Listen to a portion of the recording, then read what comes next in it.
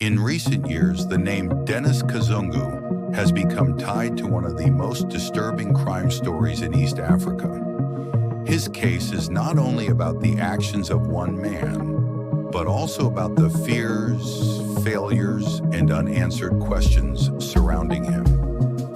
For many in Rwanda, his arrest left a chilling reminder that even in a country working hard to maintain peace and security, hidden dangers can exist just beneath the surface. Kazungu was born in Rwanda, a nation that has spent decades rebuilding after tragedy. Unlike politicians or celebrities whose lives are well known, he lived quietly, far from the spotlight. To neighbors, he appeared ordinary, even unremarkable. But behind that mask, investigators later found a life shaped by manipulation and cruelty. Little is known about his childhood, and the lack of detail has fueled speculation. Did he grow up in hardship? Was he exposed to violence early on? Or was there something hidden in his character that made him capable of the crimes he was accused of? People who knew him described him as quiet, withdrawn, and distant. His home was often closed off, and he rarely interacted with others. At the time, these details did not seem alarming. Looking back, many wonder if the warning signs were already there. The truth came to light in September 2023. Authorities revealed that Kazungu was suspected of luring women to his home with promises of jobs, support, or relationships. Once inside, they had little chance of escape. When police investigated his property, they discovered multiple bodies buried nearby. The scale of the discovery shocked the entire country. Investigators accused him of killing more than 10 women, though the exact number remains uncertain. Some reports suggest there may have been even more victims, whose disappearances are still unresolved. This revelation raised immediate questions. How could such crimes continue for so long, without detection? Why did no one intervene earlier? And how many families were still waiting for answers about their missing loved ones? As the story spread, the public reacted with anger and disbelief. Rwanda is a society that has worked hard to rebuild trust and safety after years of conflict. Learning that a serial predator could operate in their midst felt like a betrayal. Families of the victims demanded justice, not only from Kazungu, but also from the institutions responsible for protection.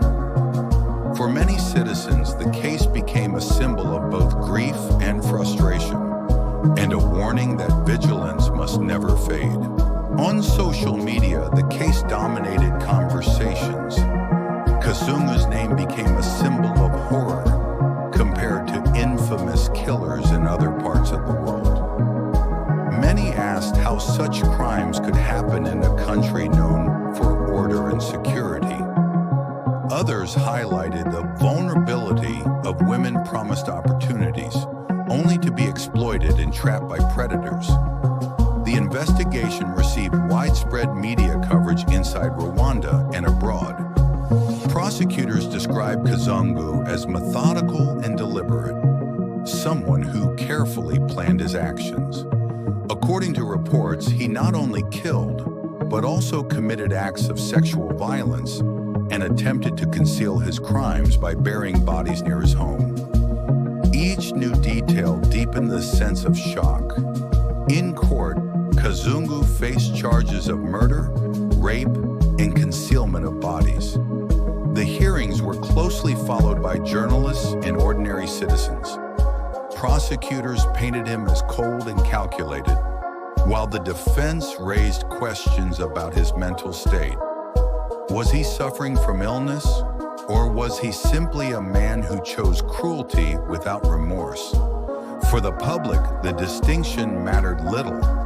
What mattered was justice for the victims. Even as the trial unfolded, uncertainty remained.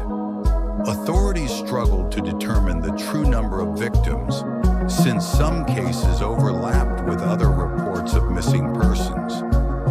Investigators also worked to build a timeline of his crimes, to understand how long he had operated before being caught. Some questioned whether he acted alone, or if others may have known what he was doing. The impact of the case has gone far beyond the courtroom. For families who lost loved ones, the grief is immeasurable. Their daughters, sisters, and mothers had hopes and futures that were violently taken. Their absence is a wound that cannot be healed by legal proceedings alone. At the same time, the case has sparked national conversations about law enforcement and community safety. Citizens demand stronger investigations into disappearances, better resources for police, and more awareness about how predators exploit trust.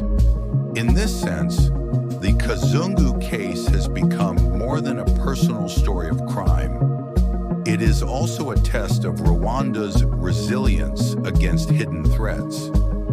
International observers have drawn comparisons with serial killers in other regions, noting that such crimes can happen anywhere. The case of Denis Kazungu shows that human cruelty knows no borders, and vigilance is essential everywhere. Today, his name remains a grim reminder of the dangers that can exist in ordinary neighborhoods. His story forces society to ask how future tragedies can be prevented. While he awaits the final judgment of the courts, the pain of the victims' families endures. Their grief is a call to action. Never ignore the signs. Never let silence hide the truth.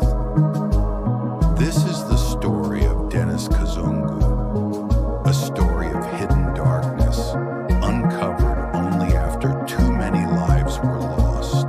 Stories like that of Denis Kazungu are painful to hear, but they serve as a reminder that vigilance and awareness are never optional. By remembering the victims and speaking openly about what happened, we give their lives meaning beyond tragedy. Their memory is a call to action, urging us to recognize the warning signs, to protect the vulnerable, and to demand accountability from those responsible for safety. In the end, confronting darkness is not just about one man and his crimes. It is about ensuring that such horror